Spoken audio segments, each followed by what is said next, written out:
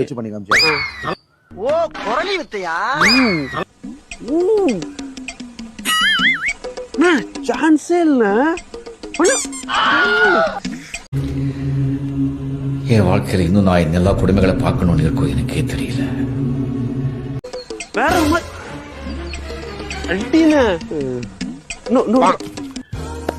அதான் ரஜினிக்குமா ஒரு மிஸ் ஆகும். முதல்ல சொல்லுவாரு நல்லா இருக்க மாட்டானா நீ? டிக்டாக் பண்ற நல்லா இருக்க மாட்டானா தம்பி?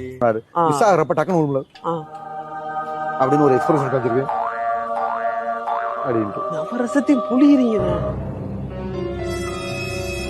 ஒரு எக்ஸ்பிரஷன் காமிச்சிருக்கு. அதெல்லாம் ஒரு நேச்சர் ஆஃப் ஆக்டிங்கா. ஏன் அப்படி போக சொல்லுங்க. இல்ல நான் கூட அங்க போய் நிக்கிறேன் மேடம். சத்தியமா உட்கார எனக்கு பிடிக்கல. வில்லாளி வில்லனும் பிறகுதான் செய்வாங்கம்மா. இப்ப நம்ம சிவாஜி சார் வந்துட்டாருன்னா ஏன் அவர் தெய்வ பிறவி, அவர் மட்டும் தான் நடிகர் அப்படிலாம் கிடையவே கிடையாது. அவருக்கு மிஞ்சின ஒரு ஆள் வரதான் செய்வாங்க. வில்லாளி வில்லனும் வரதான் செய்வாங்க. இதுதான் உலகத்தோட நியதி, கடவுளின் படைப்பு. அவரை விட ஏன் திவாகர் பெரிய நடிகரா இருக்கக்கூடாது? இல்ல அதே மாதிரி சொல்றேன், நிறைய பேர் பாத்தீங்கன்னா அவங்களுக்கே எப்படி வந்திருப்போம் தெரியாது. இப்ப ரஜினிகாந்த் சார் பெரிய ஆளா வந்துருவோம் அவருக்கே தெரியாது. நிறைய இடங்கள்ல நீங்க சொன்ன மாதிரி தான் அவர் பேட்டியை பார்த்தேன். அவமானப்படுத்துறாங்க, நான் நடந்தே போனேன், இதெல்லாம் ஒரு மூஞ்சியா நடிக்க வச்சான்னு கேட்டாங்க, போட்டிருந்தாரு. அவருக்கே தெரிஞ்சிருக்காது இந்த அளவுல வந்திருப்போம்னு. ஏன்னா அவங்க சினிமான்னு சும்மா இன்ஸ்பயர் ஆகி வந்தவங்க.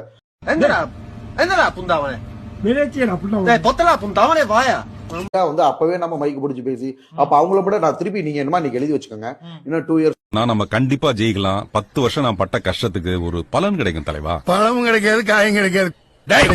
மக்கள் உங்களை கோமாளியா பாக்குறாங்க, நீங்க நடிக்கிறது கேவலமா பாக்குறாங்க, இந்த ஆளுக்கு நடிக்கவே தெரியலன்னு கேவலமா பாக்குறாங்க. அது உங்களுக்கு தெரியுதா இல்ல தெரியலையா? மக்கள் நம்மள நல்ல விதமா பாக்குறாங்கிற மைண்ட் செட்ல இருக்கீங்களா, இல்ல மக்கள் கல்வி ஊத்துறாங்கன்னு நீங்க ஒத்துக்கிட்டு அதை பண்ணிட்டு இருக்கீங்களா? இப்ப அண்ணே ஃபேமஸ் ஆனது ஒன்லி திறமையால மட்டும்தான். நம்ம பாத்தீங்கன்னா எந்த ஒரு சின்ன அவசரமும் இருக்காது.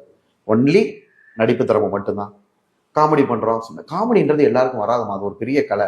உங்களுக்கு கஷ்டமான தருணம் இது. இந்த வாழ்க்கையிலே ரொம்ப ஒரு தூக்கு மாட்டி சாவுற அளவுக்கு ஒரு இதுக்கு சொல்றேன், ஒரு என்னடா வாழ்க்கை இது, செத்து போலாங்கிற அளவுக்கு தோன்ற அளவுக்கு இருக்கிறது எந்த தருணம்? எனக்கு உங்க வீடியோ பார்க்கும்போது. உங்களுக்கு அப்படி இல்லம்மா, ஓப்பனா சொல்லலாமா, இப்ப தமிழ்நாடே பார்த்தீங்கன்னா அண்ணோட வீடியோ பார்த்து மோட்டிவேஷன் ஆகுறாங்க. தைரியத்துக்கு மறுபெயர் அப்படிலாம் நான் ரொம்ப கவலைப்பட்டு இதான காலங்கள்லாம் கிடையாதுமா. வேற இல்லடா, 2 பேரும் தமிழ்நாட்டின் நடிப்பு அரக்கன். சும்மாறா, நானே நொந்து போயிருக்கேன். ஒரு நல்ல டேலண்ட் இருக்கவன என்ன பண்றாங்க, காமெடி சேனல்ல வச்சு அமுக்க ட்ரை பண்றாங்க. பட் அதுக்கு நான் ஆள் கிடையாது. சாலமன் பாப்பியா வர்றாரு, விழுங்குமாயா பொண்ணுங்களே எடுத்துக்கங்களே, டக்குன்னு யாருமே பிடிச்ச ரீல்ஸ் தான் ஓபன் பண்ணி பார்ப்பாங்க. ரொம்ப நம்ம மெனி டைம்ஸ் வாட்ச் பண்ணுவாங்க. நான் பண்ற ரீல்ஸ் லாங்குவேஜே தெரியாத ஒரிசால இருக்க எங்க பிசியோதெரபிஸ்டே கண்ணு நான் 1க்கு 4 தடவை வாட்ச் பண்ணி வேண்டியது அந்த பொண்ணு. அப்ப நம்ம தமிழ் பொண்ணுங்களுக்கு சொல்லியா கொடுக்கணும். ஹலோ புண்டா மகனே, நறுக்கி எறிஞ்சு புடுவேண்டி. நான் சொன்னது நான் வந்த சீன்ஸ் ரொம்ப கஷ்டமான ஆக்ஷன் சீன்ஸ். ஏன் இதை எல்லாரும் பண்ணாங்க, அவங்க எல்லாம் ஃபேம் ஆகாம எனக்கு மட்டும் எதுக்கு ஃபேம் கிடைக்கணும்? இப்ப நடிப்புலயே நான் பல வகையில பண்ணிட்டேன். இவ்வளவு மக்கள் என்னை ரசிக்கிறாங்க. நான் யாரையுமே கம்பேர் பண்ணலாம். நடிப்புல நம்மள சிவாஜி கணேசன் சொல்லிட்டாங்க. ஓகேங்களா, நீங்க இன்னொன்னு பாத்துருப்பீங்க, சிவாஜி கணேசனையும் மிஞ்சிட்டாருன்னு பேசிட்டு இருக்காங்க.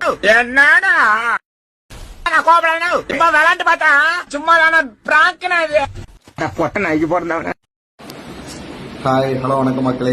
இப்ப நான் யாரை பார்த்திருக்கேன்னா, மேடம் அம்மு மேம பார்த்திருக்கேன், ஹனியை பார்த்திருக்கேன்.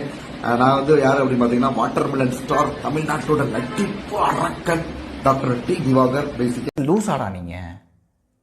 நான் உன்னதான் கேட்கறேன், நீ லூசா? நீ எனக்கு ஆன்சர், நீ கோவலாம் படாத தயவு ப்ளீஸ். நீ லூசா இல்லையா மட்டும் சொல்லு. உன்னை எவனா கூப்பிட்டு இன்டர்வியூ எடுக்கிறானுங்க, எவனா இன்டர்வியூ கூப்பிட்டு வச்சு கரெக்டா இந்த கேள்வி எது கேட்கறீங்க என்கிட்ட? அதாவது இவரு ஏதோ PhD படிச்ச மாதிரி இதுல வாட்டர் மிலன் வாட்டர் மிலன்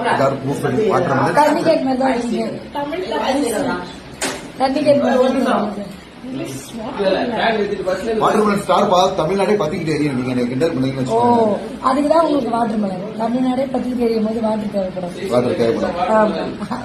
எங்க அம்மா நாங்க ஸ்டேட் எடுத்த பிறகு எங்கேயோ ஒருத்த உட்காந்துருக்கோம். நம்ம ரொம்ப மேட்சிங் கலர்ல இருக்கு பாத்தீங்கன்னா. ஆமா, சூப்பரா இருக்கு.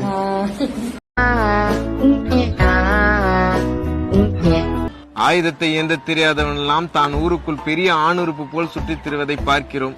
சிறப்பான ஆள் நீ என்று செய்து காட்டியவன் தனக்கு எதுவுமே வேண்டாம் என்று விட்டுச் செல்வதை முதன்முறையாக பார்க்கிறேன். இதில் பெருமை பெண்ணுறுப்பு ஒன்றுமில்லைங்க.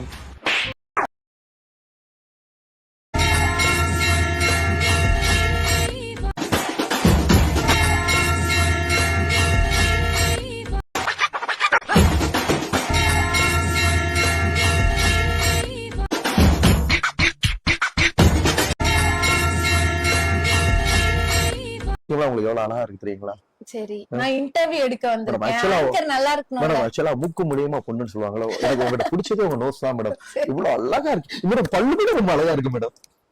Give a beautiful kiss to your great king baby. Come, come.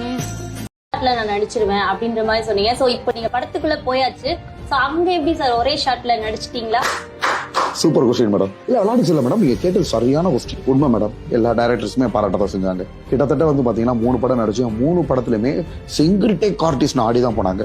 ஒண்ணும் இல்ல, நம்ம விக்னேஷ் சிவன் சார் படத்திலேயே இந்த ஸ்டார்ட் பண்ணுங்க திவாகரனாரு, பண்ணி முடிச்சேன் ஒரே டேக்குன்னே ரொம்ப ஹாப்பி ஆயிட்டாரு. அதே மாதிரி விஜய் சேதுபதி சார் படம் ஏஸ்ட், அதுலயுமே வந்து பாத்தீங்கன்னா அவங்களுக்கு வந்து என்னை வச்சு எடுக்கிறப்ப ரொம்ப ஈஸியா இருந்துச்சு மேடம். நம்ம தான் சும்மா மேடம், மக்கள் வந்து சாதாரணமா வந்து நடிப்பு அரக்கனு, சிவாஜியோட மறிப்பறைவு, அடுத்த சிவாஜி, வாட்டர்மெலன் ஸ்டார்ன்ற பட்டம் படத்துக்கு போகாமே வந்திருக்குன்னா அப்ப எந்த லெவல் மக்களுக்கு நம்மளோட நடிப்பு திறமை தெரியும். இன்னொரு ஒரு படமும் ஒரு பெரிய டாப் ஹீரோ கூட நடிச்சிருக்கேன் மேடம். பட் இப்போதைக்கு அது வெளியில சொல்ல முடியாது. ஏன்னா ஒவ்வொரு டைரக்டர்ஸ் வந்து அது சீக்ரெட் மெயின்டைன் பண்ணுவாங்க இல்லையா. அவங்களே வந்து நம்மளோட பப்ளிசிட்டி, பாப்புலாரிட்டி இதெல்லாம் பார்த்துட்டு ஆடிதான் போறாங்க. டாப் ஹீரோஸே யாரு தான் நம்மளை பார்த்து அலறாம இருக்காங்க.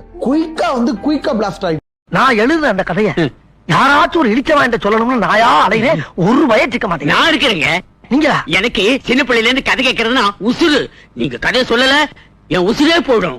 ஐயோ அந்த பாலம் எனக்கு வேணாங்க. அதாவது ஃபாரினர்ஸ் ஒரு பக்கம் கொடி காத்து குமாரன், ஆரியோ திருப்பூர் கேமரா, வந்தே மாதரம், வந்தே மாதரம், வெளியேறு வெளியேறு, திருப்பூர் கேமரா, நீ கூடிய சீக்கிரம் அரெஸ்ட் ஆயிடுவேன்.